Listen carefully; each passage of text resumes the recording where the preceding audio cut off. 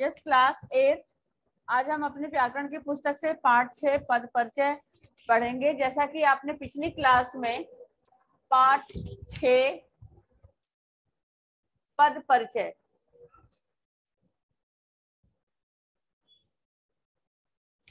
परिचय के बारे में आप लोगों ने जाना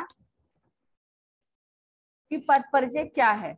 शब्द और पद, शब्दों से वाक्य बनकर हम अपनी बात कहते हैं और शब्दों को वाक्य में पिरोते हुए व्याकरण के नियमों में ढाला जाता है। जैसे सरोवर, कमल, फूल खिला, ये शब्द हमने एक साथ लिखे हैं, पर ये वाक्य का रूप नहीं, क्योंकि इसका सही अर्थ हमें समझ में नहीं आ रहा है। तो सरोवर में कमल का फूल खिला है, अगर हम इसी चीज को ऐसे लिखते हैं तो इसका अर्थ आपको समझ में आ रहा है, यानी कि इसके अंदर कुछ व्याकरण के नियमों के विकार भी हमें प्रयोग में लाने पड़ते हैं, तब हमारा वाक्य जो है तैयार होता है और जो अर्थ युक्त होता है, जिसको हम सुन करके समझ लेते हैं, इसको हम पद परिचय कहते हैं। यानी वाक्य में प्रयुक्त शब्द जब व्याकरण के अनुशासन में बन जाते हैं तब उन्हें हम पद कहते हैं।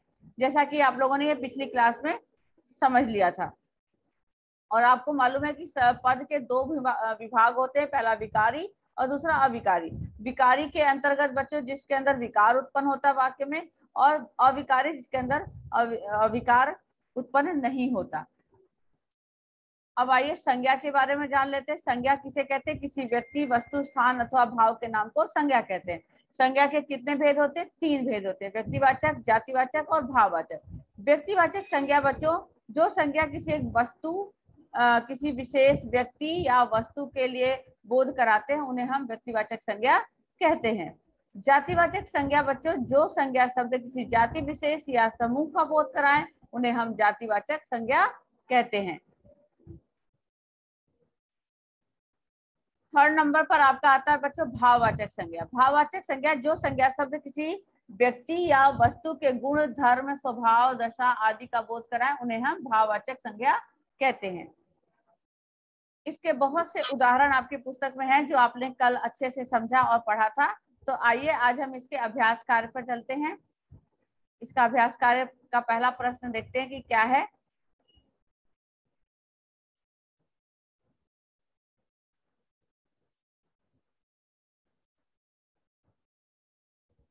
पहला प्रश्न आपका है बच्चों, दिए गए संज्ञा पदों के आगे उनके भेद का नाम लिखना है।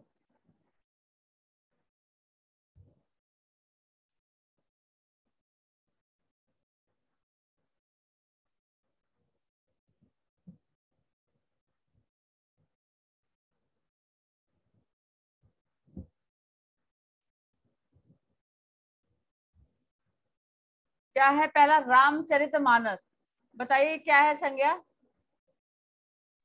बोलो बेटा, क्या है ये संज्ञा? रामचरितमानस, उसका नाम लिखना। ये संज्ञा का कौन सा, ये व्यक्तिवाचक है, जातिवाचक है या भाववाचक है?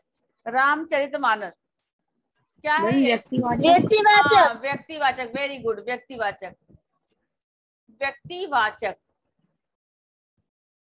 व्यक्तिवाचक। दूसरा है विद्यालय। विद्यालय क्या है? विद्यालय क्या है? जातिवाचक। Very good, very good, जातिवाचक।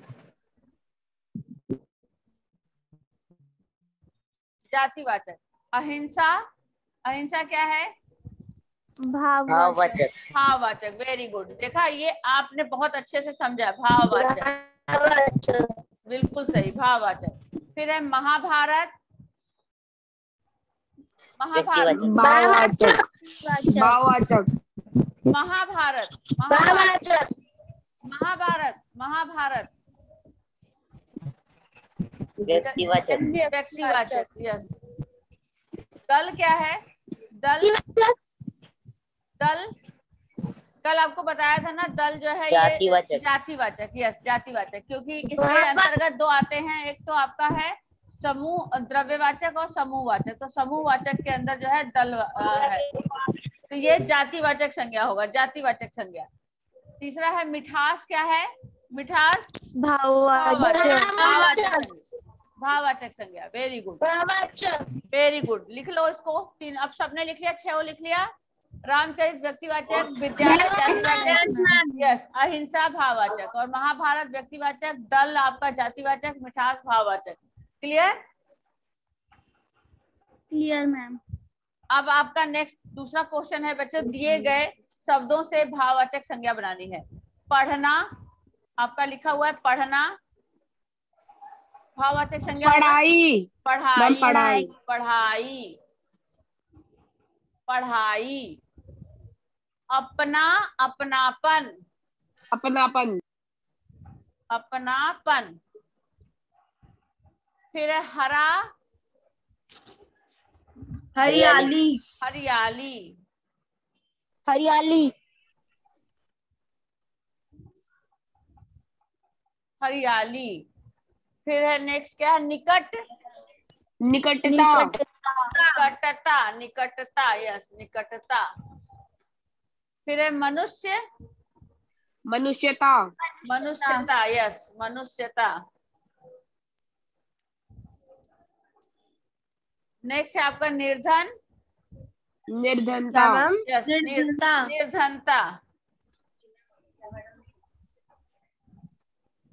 निर्धनता। फिर है लिखना, लिखावट। लिखाई, लिखावट, लिखावट, लिखावट।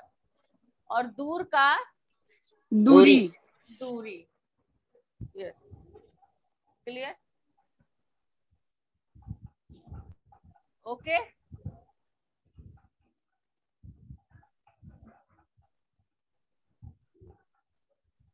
Now okay.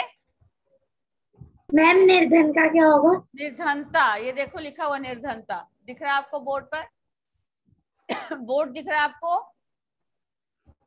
Yes ma'am. Board clear है आपको? Yes ma'am. Good, very good. Excuse me ma'am. हाँ बोलिए बेटा। मैम जो फर्स्ट क्वेश्चन में है मैम, उसका महाभारत और मिठास का क्या होगा? महाभारत का होगा आपका व्यक्तिवाचक, मिठास का होगा आपका भाववाचक, भाववाचक। मीठा का मिठास भाववाचक, दल है आपका जातिवाचक। लिख लिया सबने? यस। आपकी आवाज नहीं आ रही बेटा, ब्रेक हो रही है। मैम सेकंड वाले में दूर का दूरी होगा ना? मनुष्य का क्या होगा? दूरी, मनुष्य का भी लिखा हुआ है बेटा यहाँ पर, मनुष्यता। हम दिखाई नहीं दे रहा। क्यों नहीं दिखाई दे रहा? देखो, अब देखो। Okay ma'am. और बोलो, जल्दी बोलो।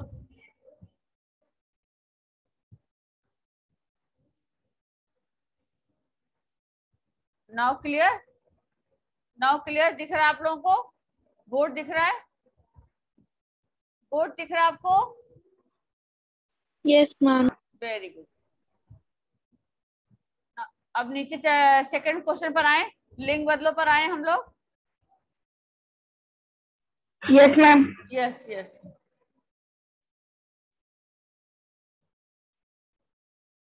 ये देखिए लिंग बदलो। इसके दो भेद होते हैं, स्त्रीलिंग और पुल्लिंग।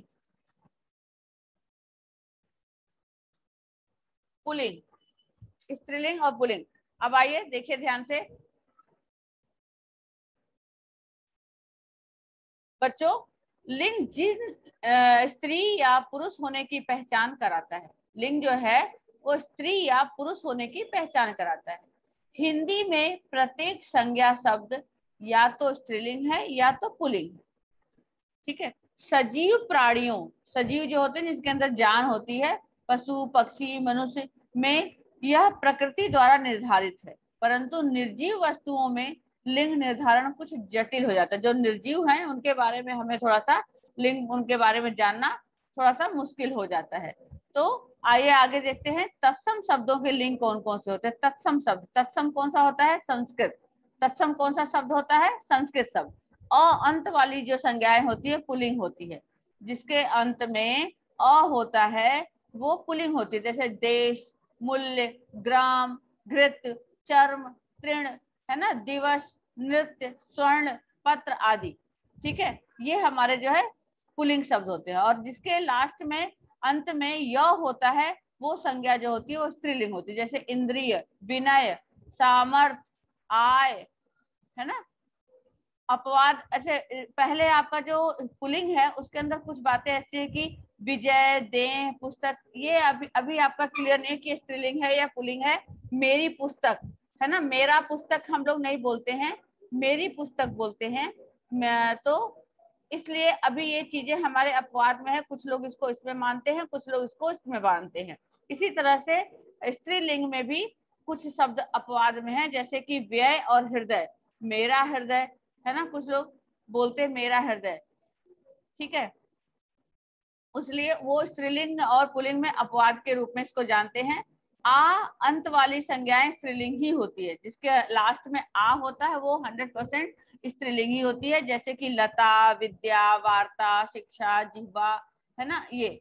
और देवता और तारा, जैसे ये इसके अंदर भी आ लगा हुआ है, लेकिन देवता भी अपवाद है कि देवता स्त्रीलिंग है या पुल्लिंग, उनको हम उसमें नहीं सोचते, कुछ लोग इस तरह से मानते हैं। और तारा, तारा को भी लोग स्त्रीलिंग और पुल्लिंग, मतलब कुछ लोग अलग मानते हैं, कुछ लोग अलग मानते हैं। तो ये जो शब्द है वो अपवाद के रूप में भी है, उनके बारे में अभी क्लियर नहीं है।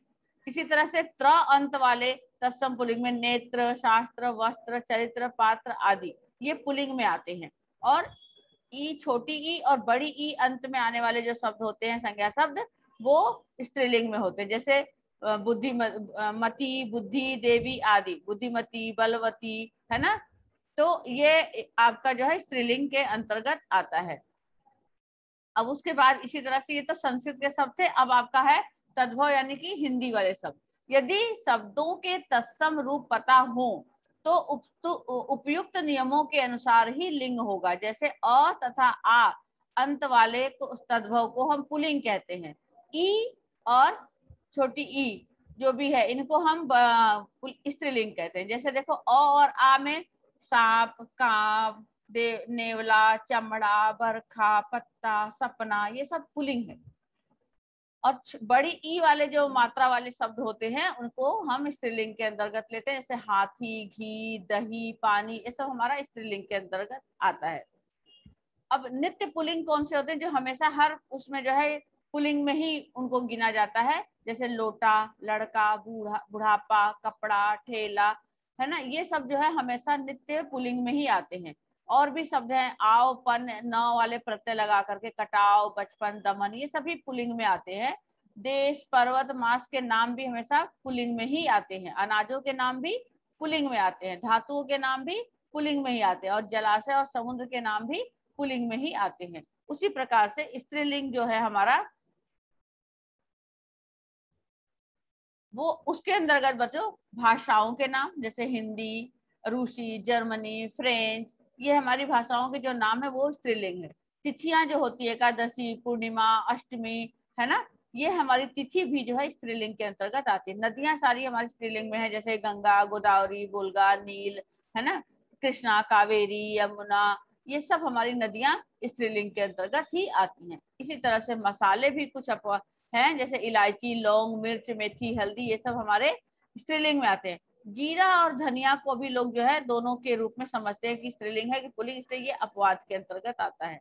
इसी तरह इया है, खटिया, चिड़िया, गुड़िया, कुटिया, ये भी स्त्रीलिंग के अंतर्गत ही आते हैं बच्चों।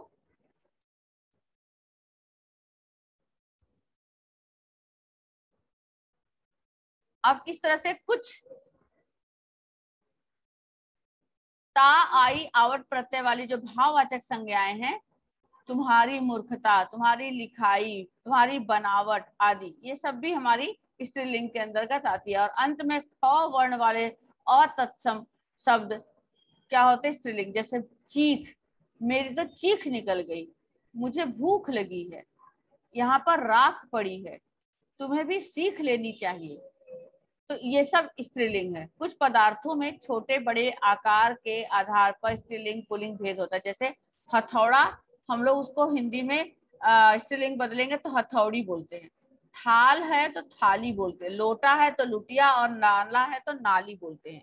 इसी तरह पारिवारिक रिश्ते भी होते हैं, जैसे पति पत्नी, दादा दादी, नाना नानी, भैया भाभी, चाचा चाची, मौसा मौसी, पुत्र पुत्री, बेटा बेटी, साला साली, ये सब हमारे संबंध है ना, भाई बहन का। यहाँ यह संबंध सब है जो और भाई बहन का, ये सब हमारे स्त्रीलिंग और पुल्लिंग होने का वो बताते हैं। तो अब आपके लिंग से संबंधित आपको बहुत सारे उदाहरण हैं यहाँ पर, देखिए पिता माता, रीड कर लीजिए जरा, चलिए रीड करिए, ये पूरा पढ़िए। पिता माता, हाँ बोलिए, बोलिए, बुरके क्यों, बोलो बेटा।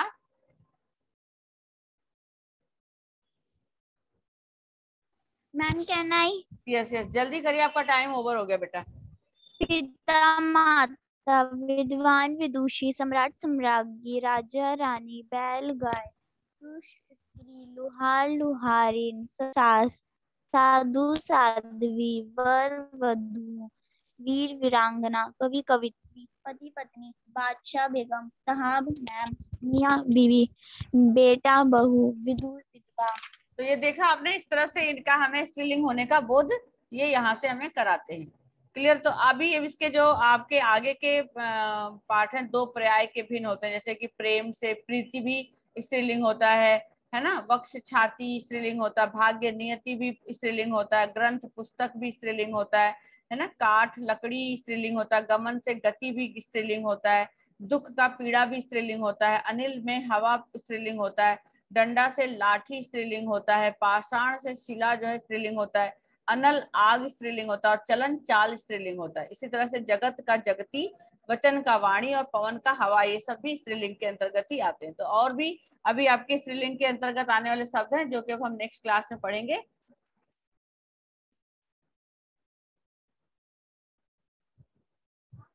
Okay, have a good day.